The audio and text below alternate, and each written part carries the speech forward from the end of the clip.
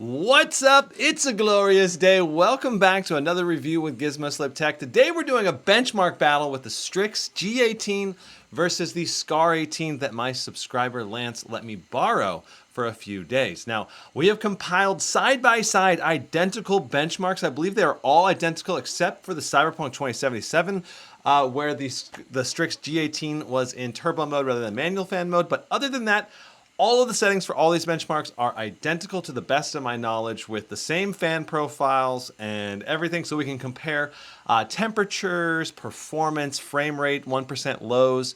For the most part, we should be able to compare those.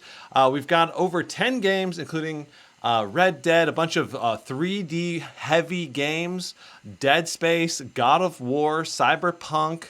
And we've got these side by side. I have side by side clips for you to evaluate, and we'll evaluate them together in this video. And then we'll have graphs as well to be able to see our overall performance all lined up and our averages comparing the RTX 4080 in the Strix G18 versus the RTX 4090 in the Scar 18. Now, here is the specs on the Scar 18. It costs $38.99 and it comes with an i9-13980HX, 65 watt, when under a dual load. Supposedly, I actually saw a lot higher wattages than 65 watts in Dead Space. We were seeing over 100 watts when we were in a dual load, which is absolutely insane for a dual load. But for the CPU only load, it throttles down to 140 watts after the short turbo boost is done. So our CPU only load is going to be the same between the Strix G18 and Scar 18 because these two laptops have the same CPU and the same thermal cooling solution with the same thermal paste to liquid metal conductonaut. So we're looking at very high levels of performance for not just the CPU and the GPU when it's together, but also when the CPU is by itself. You can expect very high levels of performance. Currently, undervolting is limited, but we did do undervolting for all of these tests, 30 millivolt undervolt for both the Scar 18 and Strix G18. But my understanding is that Asus is going to be raising this undervolting limit to be a higher level in a BIOS update, partially at least because of my review videos. So big shout out to the channel and everyone that's also been pressuring Asus to add better undervolting support. I think we're going to get it hopefully sometime soon, and that should help boost the performance, especially in Cinebench R23, which we'll be comparing against previous gen CPUs that I have tested. So for $38.99, you're getting a lot of raw performance, and you're getting very nice display. We did test the display. I can't remember exactly what we got for our nits brightness, but it wasn't quite 500. It was more like 470. We did get 100% sRGB, but only 90% P3 color gamut on both the Strix G18 and Scar 18.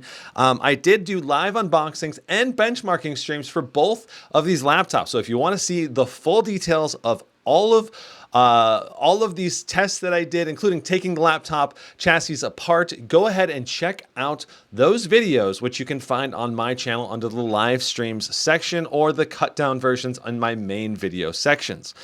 Now, for $38.99, you are getting 32 gigs of RAM and 2 terabytes of SSD space with two 1 terabytes in RAID 0 with the Scar 18. You don't get that with the Strix G18. You just get 1 terabyte in a single SSD. For ports, it's pretty minimal on both the Strix G18 and Scar 18 with an HDMI 2.1, a Thunderbolt 4, USB-C with DisplayPort, 2x USB-A 3.2s, an Ethernet port, 2.5 gigabit Ethernet port, and a headset port. I just think they should have another USB here and potentially a full-size SD card reader. This new thermal design for the Scar 18 and Strix G18, where the entire rear of the laptop is used for fan exhaust, is the reason why. Now, we get a 90 watt-hour battery, so you should be able to get 3 to 5 hours of moderate use depending on how you optimize it. You're not going to get much past 5 hours, except maybe in office-specific tasks, like just typing in a Word document, taking notes, for example. You should be able to push that up to like 6, 7, 8 hours maybe, but only if you're really optimizing. Now, the 720p webcam was not great. It was pretty grainy and not that great. Wi-Fi speeds were reliable and worked well, though, with Wi-Fi 6E. It weighs 6.83 pounds, and overall, this laptop is one of the more portable 18-inch, but it's not as small as the Razer Blade 18. Now, the Strix G18 here is $24.99, and in terms of specs, the primary change here is the RTX 4080. That's the biggest difference, but it's also less RAM. The same speed, but you're only getting 16 gigs of RAM, and of course, only 1 terabyte of SSD space. And then, if you want to look at all of the differences, we have the same display, same chassis, except for the design of the chassis is different. The Scar 18 is a black plastic. The Strix G18 is gray plastic, and I did hold these side by side in the unboxing live stream, so check those out if you want to see the side by sides. The keyboard, mouse, and ports are all the same as well. Now, for $1,400 more on the Scar 18, you're getting more RAM and SSD space. You're also getting a RGB light up ROG logo on the back and a very bright, vibrant light bar that's on the rear. They both have light bars across the front, which is, they both look good. But the rear light bar is very bright and vibrant on the Scar 18, so it's up to you how much RGB you want. The other big improvement on the Scar 18 is the speakers. The speakers on the Scar 18 are noticeably better than the Strix G18. Now, I don't think the upgrades are going to be worth it for most people, unless you just want to have the best and you do have that extra budget wiggle room. I do think the Scar 18 would be worth it for me if I was picking between these two, because I always want the best to be the most future-proof over the long haul, but I don't think most people are like me. I think most people prefer to get a better bang for the buck overall. So just in general, I think the G18 is going to be a better buy for more people. Now, I have the wrong thing loaded up here, so we need to switch over real quick. I believe it's this one. So, no. Here it is. Okay.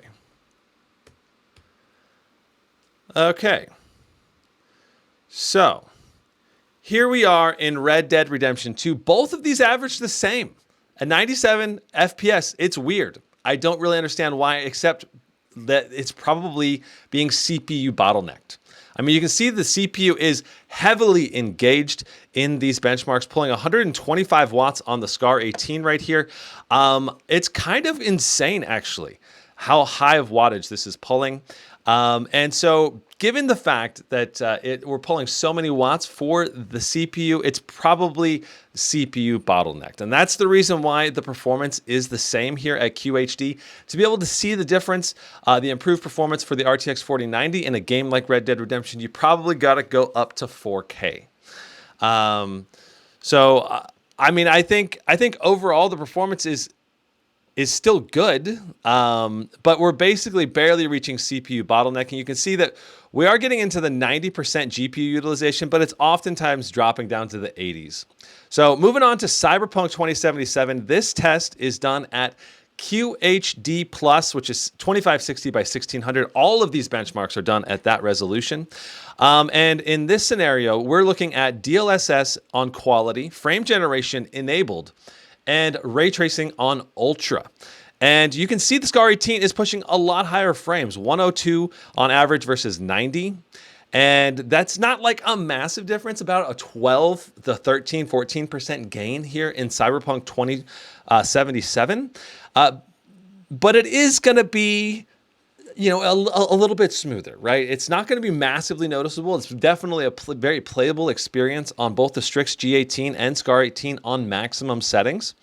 So again, this is a great example of why you probably would want to save your money if you're on a budget and you're trying to not, you know, go too heavy into. I'm going to switch this over into the middle here. So yeah, I mean, that's why I would in general say that the Strix G18 is going to be your better buy, just for most people. Uh, but not for everyone. Depends on what you want.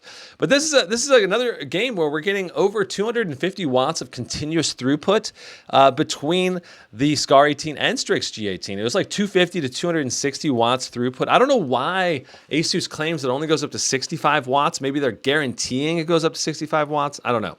So here we are in CSGO. We got an average of 450 for the Strix G18, an average of 519 for the Scar 18.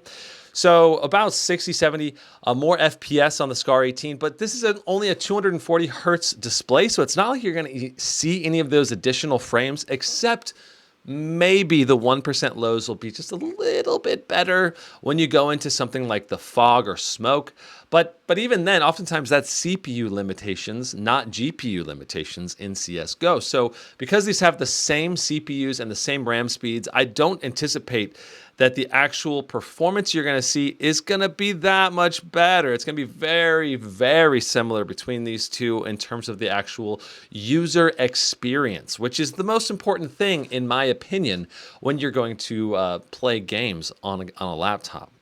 So overall, I think this laptop is going to be excellent for CSGO. It's going to be excellent for all the titles that we have tested so far. I kind of wish the frames per second in Red Dead Redemption 2 would be a little bit higher, but you could obviously put on DLSS to quality. That was tested.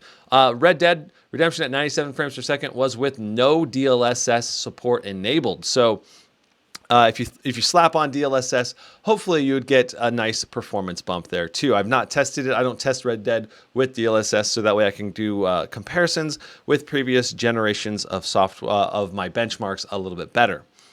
Now, we're going to move on to the next game here. I'm trying to remember which one it is. It is Apex Legends, and right now everything is set to maximum settings, and we're going to go into the firing range, and we're going to test and see what kind of frames per second we can get inside of the firing range. And we're going to also, I believe, test it on low settings. We do have the benchmark results at the end for low settings, which basically maxes out at 300 frames per second, which is as high as Apex Legends can go.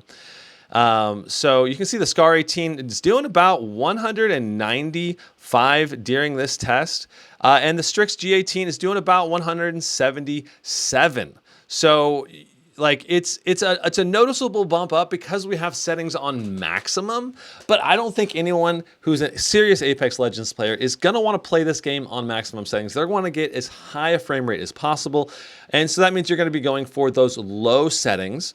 And going for low settings means that both of these laptops can hit that 300 FPS goal target, which is the maximum that Apex Legends can do. But and if you're over 300 FPS, you're obviously going to be hitting the 240 hertz refresh rate of the display. So hopping over to control here, we have everything on ultra with ray tracing enabled, DLSS on quality. The Strix G18 got 110 FPS on average, where the Scar 18 got 125 FPS on average. And so this is a nice little bump up for the Scar 18, showing some improvement there. The Strix G18 in Dead Space 2 got 100 FPS on average, where the Scar 18 got 112. So a 12% gain for the Scar 18 in Dead Space. And I really want to point out the TDP that these laptops are both pulling. Like the Scar 18 here pulling up to 270 watts at multiple moments here. Right there, 270, between 260 and 270 watts on both of these laptops, really, which is just super impressive. Now, our CPU temps are pretty high here, but that's expected and within the Intel rated spec range. Overall, just getting a little bit better performance in the Scar 18. Moving on to God of War, we're going to be doing QHD Plus with DLSS on quality. And on average, we got 100 FPS on the Scar 18. On the Strix G18, we got 100. On the Scar 18, we got 116. So about a 16% improvement. It's very easy to calculate that one. I like that. And when we set DLSS off, we're getting 83 on the Strix G18 and 95 on the Scar 18. So still very playable, even with DLSS disabled. Now, there's no ray tracing or frame generation in God of War at this time. I wouldn't be surprised if they add those features at some point in the future, but this is a Sony game, so maybe they won't do that. Moving on to The Witcher 3. Everything is going to be set to maximum settings with frame generation and DLSS on quality for this game. And we're going to be running through the exact same area in the same way. The Strix G18 got 93. The Scar 18 got 106. So we're looking at a 13 FPS bump here. So about a 15 to 16% performance gain for the Scar 18 in The Witcher 3. Overall, it's obviously going to be great performance on either machine and very playable, but it's not like a massive difference. Once again, pointing to the fact that the Strix G18 is likely the better bang for the buck once again, because it's $1,400 more. That's a big, big price increase. And yeah, not very many people I don't think are going to be very interested in paying that much extra for only, 12, 14, 16% bump in performance, depending. The Strix G18 in Watchdogs Legion gets 77 with 86 on the Scar 18. Now, this should be DLSS on quality, ray tracing set to ultra, and of course, no frame generation in Watchdogs Legion. So we're just seeing what kind of FPS we can get.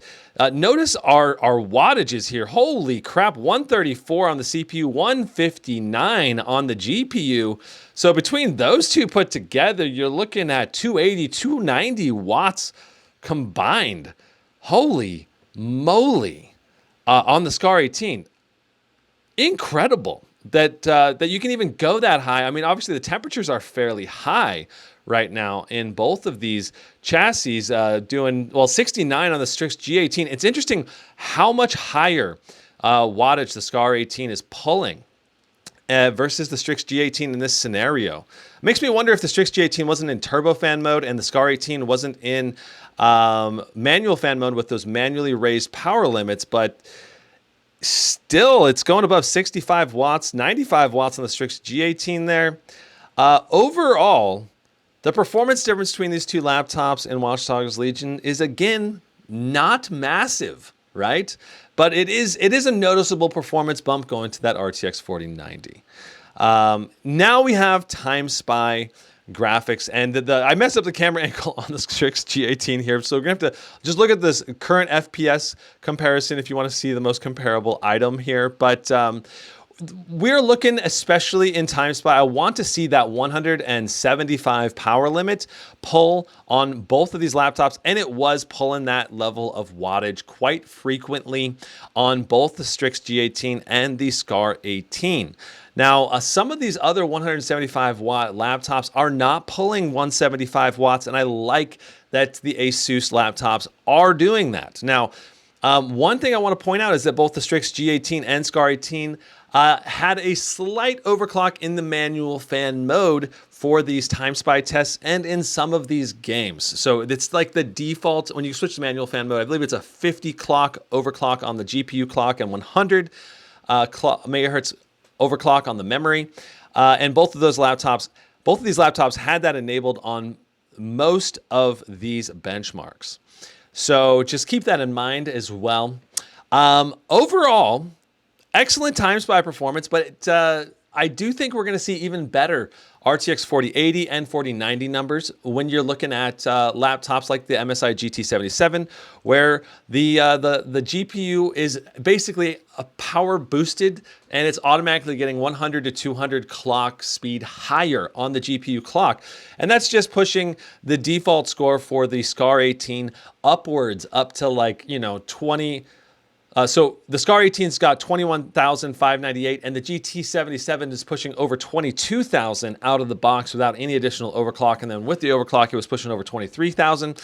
So you're just not going to be able to get that Scar 18 up to that 23,000 mark at all because of how Asus has set up the GPU in the BIOS and in the VBIOS. So overall, 19,031 for the Strix G18, 21,598 for the Scar 18 in Timespy. The CPU scores are very similar, and we did see some fluctuations in the CPU scores, which is kind of expected. Obviously, some very, very good performance. When you factor in all of these benchmarks put together, like there are some bigger outliers in terms of performance, like God of War doing 16% higher with DLSS on quality here. Witcher doing about the same. We're seeing that like 10 to 16% gains between the GPU bound games especially.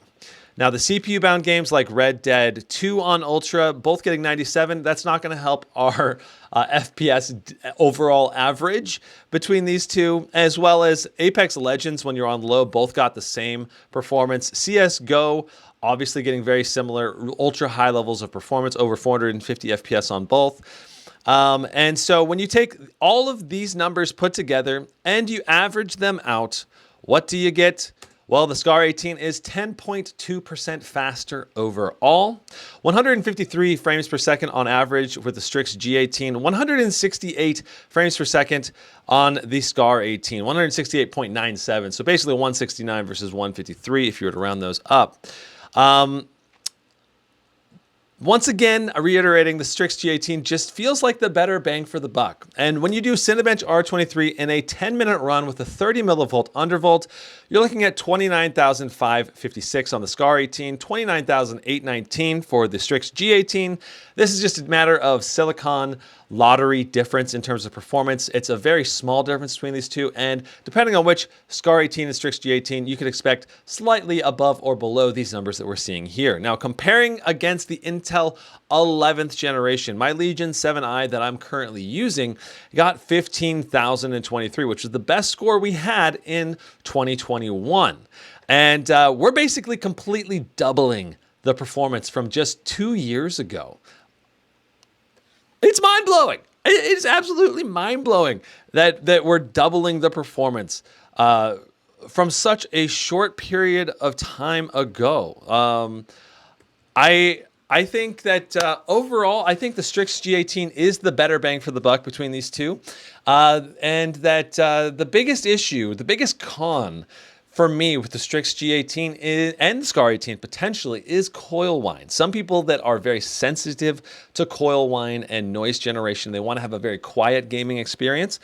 Coil whine is something I experienced on the Strix G18, especially before getting the fans ramped up or the sound of whatever the game was that I was playing. If that died down, you might hear it if I'm in low fan profile sound profiles. Overall, the Strix G18 and Scar 18, I think, are both good buys. I think the G18 is obviously the better bang for the buck, but the Scar 18, for someone that craves the premium experience, the speakers are dramatically better, definitely noticeably better, more bass, better clarity in the mids and highs on the Scar 18. So if you're going to do a lot of gaming on the go with just no headphones and you're wanting just better audio experience, or you're going to play music on the chassis in your hotel room when you're traveling, the Scar 18's speakers are going to be a dramatically better overall experience. The Strix G18 is still above average in the speaker category, but it just can't compete with the higher end G18 speakers. I like the keyboard. I like the trackpad on the Strix G18 and Scar 18. They both have good keyboard and trackpad. I just wish the ports was better. That's probably, honestly, the number one reason why I'm not picking or not that attracted to the Scar 18. And I'm actually looking at other options for my own personal laptop this year. But maybe you don't need as many ports as I do. I am constantly plugging in at least 3 USB-As into my Legion 7i. So, and then I really would love to have a full-size SD card slot because I can transfer 4K and high-end footage a lot faster without having a full-size SD card slot. Can basically make my transfer speeds 4 times faster. So that's why I really want a full-size SD card slot. Overall, can I recommend the Strix G18? Absolutely, as long as you're okay with potentially having coil whine. Coil whine is going to vary from laptop to laptop. That's very important to recognize that some Strix G18s and Scar 18s are not going to be experiencing coil whine at all. The Scar 18 I had very little coil whine or any extra noise generation with it, and the overall fan profiles for the Scar 18 and Strix G18 can get loud, and they will cover the entire noise of the coil whine, especially if you have music or anything else going on.